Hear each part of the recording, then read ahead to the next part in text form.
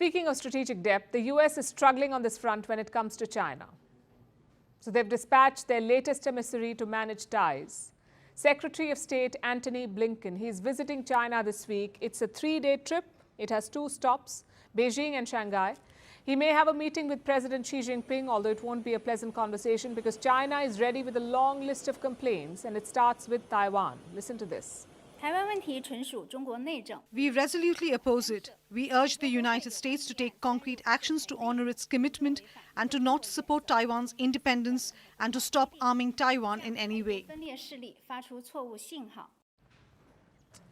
What is China protesting about? A spending bill that US lawmakers have passed. It was passed just before Blinken landed in China. And what does the bill say? The US is giving military aid to Taiwan, $8 billion of it. Obviously, Beijing does not like that. Then there is TikTok, the Chinese app. Washington may ban it. And they're also threatening to sanction Chinese banks over their business ties with Russia. So a lot of flashpoints. Blinken is set to face the proverbial firing squad. China's tone is combative and aggressive. 2 days ago, before Blinken's arrival, they released this video. The Chinese released the video showing off their nuclear power. This video features a Chinese nuclear submarine firing a ballistic missile on the high seas.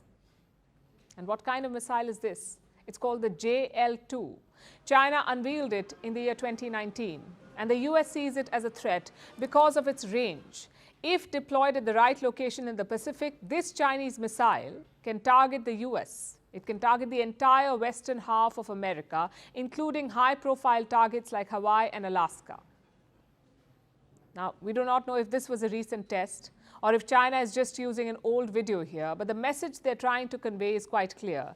China is reminding America about its strike capabilities. Blinken may have seen this coming because earlier this week, he had a message of his own. When it comes to Russia's defense industrial base, the primary contributor in this moment to that is China. We see China sharing machine tools, semiconductors, other dual-use items that have helped Russia rebuild the defense industrial base that... You see the argument that he's putting forth. China is helping Russia fight the war in Ukraine, and that is America's charge. And he plans to bring it up during this visit. What else is on the agenda? China's military activities, particularly the drills near Taiwan in the South China Sea. Blinken plans to raise both issues when he meets his counterpart Wang Yi on Friday. Reports say this meeting could last for up to 6 hours.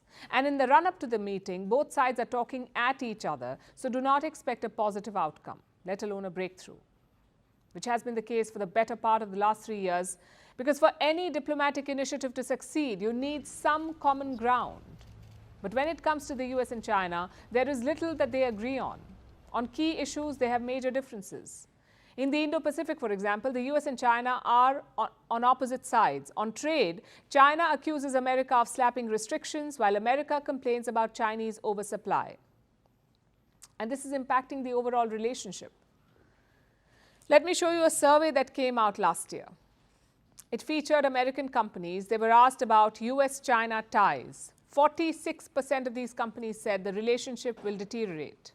And they were right. American investments in China are shrinking.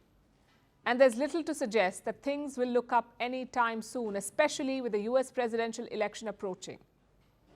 There's going to be more rhetoric and hardening of positions to suit political purposes. Both Democrats and Republicans want to look tough on China. Biden faces a difficult rematch against Donald Trump, and Trump is a known China hawk.